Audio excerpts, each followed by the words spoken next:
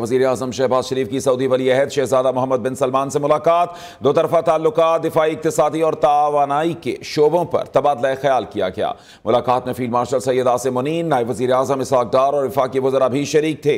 Saudi वली अहद का पाकिस्तान के साथ ताल्लुकात मज़ीद मजबूत बनाने के आज़म का इजहार। पाकिस्तान और सऊदी अरब के दरमियान आला सतह के राबते जारी रखने पर इत्तफाक। गुफ्तगू के दौरान दिफाई ताअव्वुन, इक्तिसादी शराकत, तवानाई के मनसूबे और दीगर बाहमी दिलचस्पी के अमूर पर तफसीली बातचीत हुई। वज़ीर-ए-आज़म शहबाज शरीफ ने 3 रोज़ा सरकारी दौरे पर आला सतह वफ्द के हमरा आज रियाद पहुंचे हैं। रियाद के नायब गवर्नर शहजादा मोहम्मद बिन अब्दुर्रहमान ने इस्तकबाल किया। दौरे के दौरान अहम मुआहिदों और ताअव्वुन के नए मौक़ों पर भी गुफ्तगू मुतवक्के है।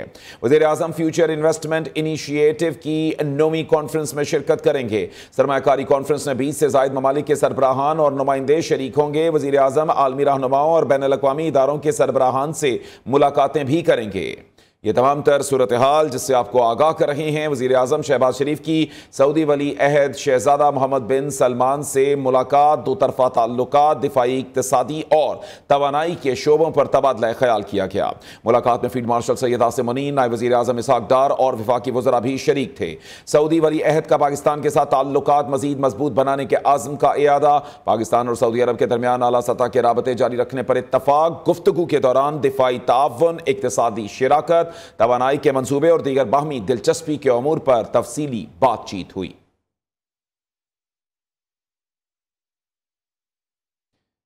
Army chief field marshal Syed Asim Munir ने उर्दन का सरकारी दौरा किया। शाह अब्दुल्ला दोम और वली अहद हुसैन बिन अब्दुल्ला से मुलाकात की। दिफाई ताअव्वुन और इलाकाई अमूर पर तबादला ख्याल हुआ। शाह अब्दुल्ला ने पाकिस्तान आर्मी की पेशावराना सलाहियतों को सराहा। फील्ड मार्शल ने उर्दनी ज्वाइंट चीफ्स ऑफ स्टाफ से भी मुलाकात की।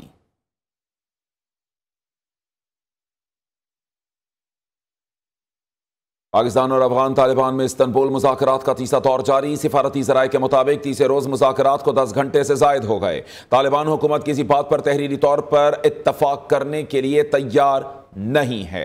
इसी हवाले से मज़ीद तफसीलात भी जानेंगे। मज़ीद तफसीलात बता रहे हैं हमारे नुमाइंदे ज़ीशान सैयद। जी ज़ीशान, बताइएगा क्या पेश रफ्त हुई मुज़ाकरात में?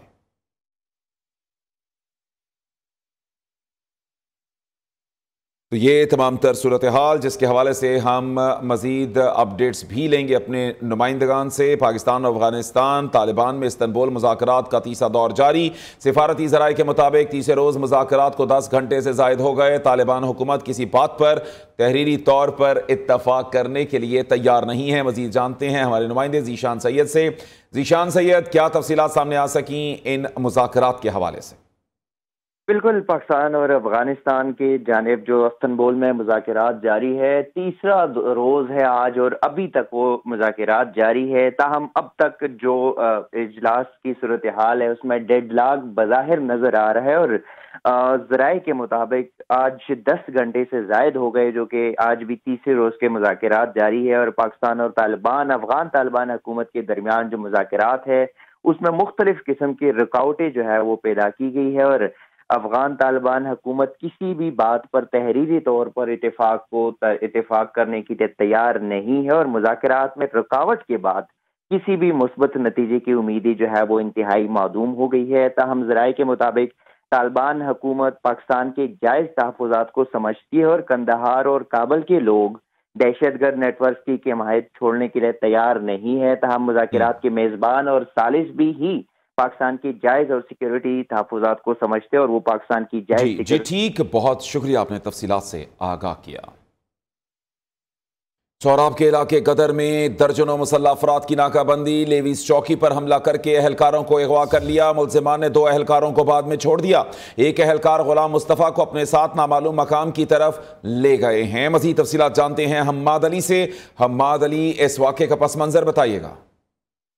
जी सलमान, बलूचिस्तान के जिला सोराब में गदर में दर्जनों मुसल्लह अफराद ने जो है नाकाबंदी की है और लेवीज चौकी पर जो है हमला किया है। 3 लेवीज एहलकारों को पुलिस के मुताबिक अगवा किया गया है, जिनमें मुस्तफ़ा और मुग़वियों में जो है वो दूसरे अमानुल्लाह भी जो है वो शामिल थे। और मुसल्लह अफराद ने 2 एहलकारों को बाद में छोड़ दिया। पुलिस के मुताबिक एक एहलकार गुलाम मुस्तफ़ा को जो मुसल्लह अफराद है वो नामालूम मकाम की तरफ ले गए हैं। पुलिस ने जो है तलाश भी शुरू कर दी है। जी ठीक, बहुत शुक्रिया तफसीलात से आगाह करने के लिए। FIA ने नेशनल साइबर क्राइम एजेंसी के एडिशनल डायरेक्टर चौधरी सरफराज समेत 4 अफसरान को गिरफ्तार कर लिया। चौधरी सरफराज समेत दीगर को इख्तियारात का नाजायज इस्तेमाल और रिश्वत के इल्जाम में गिरफ्तार किया गया। मुलजिमान को आज लाहौर की जिला कचहरी अदालत में पेश किया जाएगा। तो ये तमाम तर सूरत हाल है। FIA ने नेशनल साइबर क्राइम एजेंसी के एडिशनल डायरेक्टर चौधरी सरफराज समेत 4 अफसरान को गिरफ्तार कर लिया है। चौधरी सरफराज समेत दीगर को इख्तियारात का नाजायज इस्तेमाल और रिश्वत के इल्जाम में गिरफ्तार किया गया। मुलजिमान को आज लाहौर की जिला कचहरी अदालत में पेश किया जाएगा। पीपल्स पार्टी ने आज़ाद कश्मीर में हुकूमत साजी के मामले में नून लीग को भी राम कर लिया। मुस्लिम लीग नून तहरीक अदम एतमाद में पीपल्स पार्टी का साथ देगी, अलबत्ता हुकूमत का हिस्सा नहीं बनेगी। ऐवान सदर में दोनों जमातों की बड़ी बैठक में मामला तय पा गए। कमर जमान कायरा कहते हैं मौजूदा आज़ाद कश्मीर हुकूमत बहरान का सबब बनी है। तहरीक अदम एतमाद के जरिए इस हुकूमत को खत्म करना है। तफसीलात इस रिपोर्ट में। कश्मीर में हुकूमत साजी, पीपल्स पार्टी के लिए रहा मजीद हमवार। वफाक में हम कदम पीपल्स पार्टी और मुस्लिम लीग नून का आजाद कश्मीर में भी साथ चलने का ऐलान। मौजूदा सेटअप को खत्म करने के लिए वज़ीर आज़म के खिलाफ तहरीक अदम एतमाद लाने का फैसला। नून लीग भी साथ देगी। ऐवान सदर में होने वाली दोनों जमातों की बैठक में मामला तय पा गए। सदर आसिफ अली जरदारी से वफाकी वजीर एहसन इकबाल की सरबराही में मुस्लिम लीग नून की 3 रुकनी टीम ने मुलाकात की। राना सनाउल्लाह और अमीर मकाम भी शामिल थे। मुलाकात में चेयरमैन पीपल्स पार्टी बिलावल भुट्टो और सदर पीपल्स पार्टी आजाद कश्मीर चौधरी यासीन फैसल मुमताज राठौड़ भी मौजूद थे। बड़ी मीटिंग में तय पाया कि मुस्लिम लीग नून मौजूदा वजीर आजम चौधरी अनवारुल हक के खिलाफ तहरीक अदम एतमाद में साथ दे, लेकिन हुकूमत का हिस्सा नहीं बनेगी। मुस्लिम लीग नून आज़ाद कश्मीर जो है वो साथ देगी और जहाँ तक गवर्नमेंट फॉर्मेशन है वो हम साथ नहीं होंगे, क्योंकि AJK में मुस्लिम लीग नून अपोजिशन में जो है वो अपना किरदार भरपूर तरीके से अदा करेगी। जो मौजूदा सेटअप है आज़ाद कश्मीर का, वो अपनी ज़िम्मेदारियां अदा करने में मुकम्मल तौर पे नाकाम रहा है और इसी की वजह से दोनों बड़ी जमातों को एक आला इख्तियाराती कमेटी बनानी पड़ी, जिसने जाकर वहाँ पर मुज़ाकरात किए और जो बहरानी सूरत हाल थी उस मामले को निपटा और उसे हल किया। मुलाकात के बाद मीडिया से गुफ्तगू करते हुए कमर जमान कायरा का कहना था कि आजाद कश्मीर की मौजूदा हुकूमत बहरान का सबब बनी है, अदम एतमाद से इसे खत्म किया जाएगा। राजा परवेज अशरफ बोले कि जो मुआहिदा एक्शन कमेटी से कर आए हैं इनको पूरा किया जाएगा। मुस्लिम लीग नवाज की पार्लिमानी पार्टी का ये फैसला है कि वो अपोजिशन में बैठेंगे। हमें इस पे हमारी ख्वाहिश तो शायद नहीं थी, लेकिन इनकी इस ख्वाहिश का एहतराम करते हुए हमने कहा जी ठीक है, लेकिन ये भी हमारा तय है कि वहाँ पे बेटर गवर्नेंस देनी है। आज़ाद कश्मीर के लोगों को जो 2.5 साल के अंदर मुख्तलिफ अज़ियतें रही हैं उसका हमने इलाज निकालना है, पॉलिटिकल स्टेबिलिटी लानी है और एक बेहतर फ़िज़ा में आज़ाद और मुनसिफाना इंतखाब के इनेकाद की तरफ जाना है। प्राइम मिनिस्टर साहब ने ये जो कमेटी तश्कील दी थी, ये कमेटी वहाँ पर गई आपके सामने, हमने वहाँ पर जो है वो गुफ्तगू शनीद की और वो जो एक्शन कमेटी थे उनके जो हजरात थे उनसे भी हमारी मुलाकात हुई और हमारा एक मुआहिदा जो है उनके साथ तय पाया। वज़ीर आज़म साहब भी और सदर पाकिस्तान साहब ने भी कहा है कि जो मुआहिदा हम करके आए हैं इंशाअल्लाह ताला उसको डिलीवर किया जाएगा। पीपल्स पार्टी के पास आजाद कश्मीर में हुकूमत बनाने के लिए नंबर्स पूरे हैं। नया वज़ीर आज़म कौन होगा इसका ऐलान बिलावल भुट्टो जरदारी करेंगे। चेयरमैन पीपल्स पार्टी बिलावल भुट्टो जरदारी की वफ्द के हमरा सरबराह JUI की रिहाइश गाह आमद। मौलाना फजल रहमान से मुलाकात में मुल्क की सियासी सूरत हाल पर तबादला ख्याल। ज़राए के मुताबिक मुलाकात में पार्लिमानी मामलात पर भी मुशावरत की गई। नई कानून साजी और पार्लिमानी ताउन पर गौर। आइंदा कानून साजी में अपोजिशन जमातों के किरदार पर तफसीली बातचीत हुई।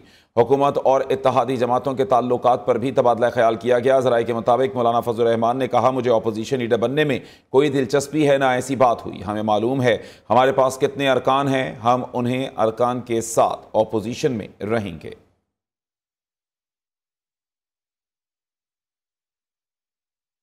मुल्क की तारीख में पहली मरतबा पंजाब की 65,000 मसाजिद के इमाम के लिए वज़ीर आला मरीम नवाज शरीफ की तरफ से वजीफ़ा मुकर्रर करने का फैसला। मसाजिद की तामीर और मरम्मत के प्रोजेक्ट सालाना तरक्याती प्रोग्राम्स में शामिल करने का फैसला।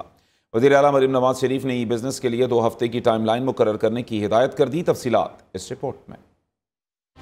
पंजाब हुकूमत का 65,000 मसाजिद के आइमा के लिए वजीफा मुकर्रर करने का फैसला। सूबाई असम्बली के इजलास में वज़ीर आला मरियम नवाज ने कहा कि इमाम मस्जिद मुआशरे का काबिल एहतराम और तकरीम फर्द है। मोहल्ले में चंदा इकट्ठा करके इमाम मस्जिद को अदायगी गैर मुनासिब अमर है। वज़ीर आला मरियम नवाज ने मसाजिद की तामीर और मुरम्मत के प्रोजेक्ट की जल्द तकमील के लिए इक़दाम की हिदायत की। वज़ीर आला की हिदायत पर इज्तिमा के लिए रायवंड की राब्ता सड़कों की तामीर और मुरम्मत मुकम्मल कर ली गई। रायवंड की सड़कों पर मुरम्मत करके घड़े भी पुर कर दिए गए। रायवंड तबलीगी इज्तिमा के लिए खसूसी बसें भी चलाई जाएंगी। वज़ीर आला मरियम नवाज शरीफ ने लाउड स्पीकर के गैर कानूनी इस्तेमाल पर कार्रवाई यकीनी बनाने की हिदायत की। पेपरलेस रजीम ई बिजनेस प्रोग्राम का शानदार आगाज भी हो गया। वज़ीर आला मरियम नवाज का ई बिजनेस प्रोजेक्ट के अजरा पर इजहार मुसर्रत। कहा, सुर्ख फीते का खात्मा मेरा अज़्म है। ई बिजनेस के जरिए रातों रात तब्दीली मुमकिन है। किसी को इसका हक मिल जाए तो इससे बढ़कर कोई खुशी नहीं। चेयरमैन PITV ने ई बिजनेस पर तफसीली ब्रीफिंग दी। वज़ीर आला को बताया गया, ई बिज पोर्टल पर सरकारी महकमों से NOC ऑनलाइन हासिल किया जा सकता है। ई बिज पोर्टल पर 2,878 दरख्वास्तें वसूल। 1130 दरख्वास्तों पर मंजूरी का अमल डिजिटल सिस्टम के जरिए मुमकिन किया गया। वकास गौरी, न्यूज़ लाहौर।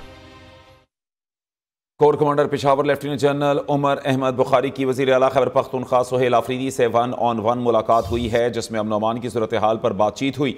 ज़राए के मुताबिक corps commander Peshawar lieutenant general Umar Ahmed Bukhari और सुहेल आफरीदी की मुलाकात वज़ीर आला सेक्रेटेरिएट में जुमे के दिन हुई। मुलाकात में सूबे में अमन अमान की मजमूई सूरत हाल, दहशतगर्दी से निपटने के हवाले से इकदाम और कबायली अजला में तरक्याती मनसूबों के हवाले से भी गुफ्तगू हुई। वज़ीर आला का कहना है कि सूबे में क़याम की कोशिशों में तमाम स्टेक होल्डर्स को एतमाद में लिया जाए। दहशतगर्दी से निपटने के लिए मिल बैठ कर लाहे अमल तैयार किया जाना जरूरी है। मुलाकात के अगले रोज वज़ीर आला ने एपिक्स कमेटी का इजलास भी तलब किया था।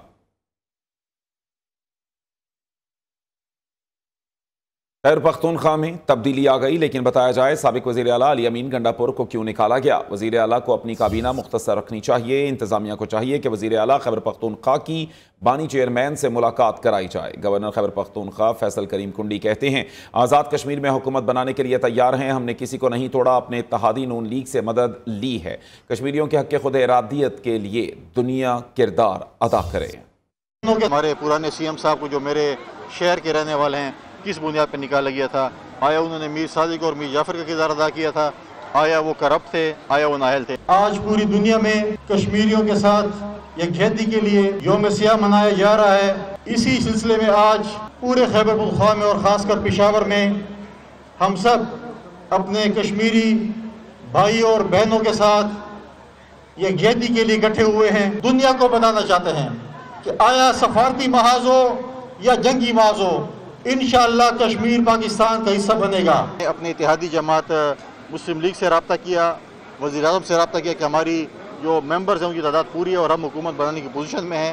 तो इंशाअल्लाह ताला बहुत जल्द आप देखेंगे कि कश्मीर पे जो है पाकिस्तान पीपल्स पार्टी उसकी इत्तेहादी जमातों की हुकूमत होगी।